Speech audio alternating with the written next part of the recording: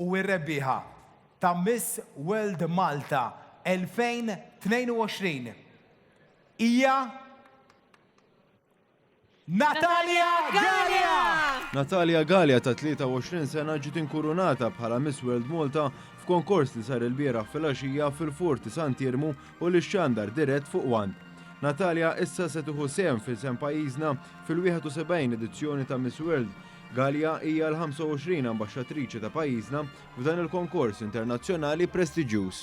Hija xi ħaġa sabiħa li tkun ħadd tirrappreżenta l-pajjiżek u ovvjament iġġib onur u taħdem bisħieħ biex ovvjament Malta jkollha post tajjeb ħafna fil-Miss World.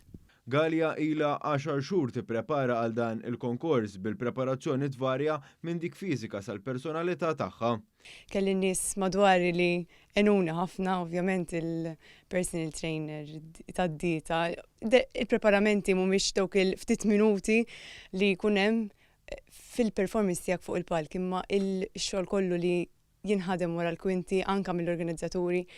Bħalissa Gallia intensifikat ix-xogħol tagħha bi preparazzjoni għal konkors internazzjonali b'ħidma li tiffoka wkoll fuq il-preżentazzjoni ta' Malta. Apparti fuq il-konkors ta' sbuħija nnifsu, Miss World jiffoka wkoll fuq il-filantropija. Fil-fatt jagħti importanza kbira l sbuħija ban Beauty with a Purpose.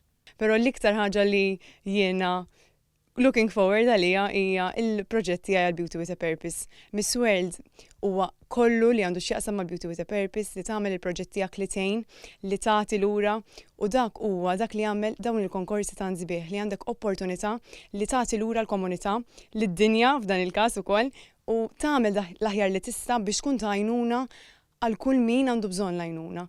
Brabta ma' dan l-aspett tal-konkors ir-rebbieħa ta' Miss World Malta flimkien mal-kontestanti l-oħra ħadmu ma' tfal bl-awtiżmu fosthom ma' Villa Bianca u l-Malta Trust Foundation. Barra minn hekk f'temp ta' ġimgħa l-kontestanti ġabru somma sabiħa ta' 8,000 euro li se jmorru għal aktar għajnuna bris it-tfal bl-awtiżmu filwaqt li jkomplu jqajmu aktar għarfien dwar il-kondizzjoni.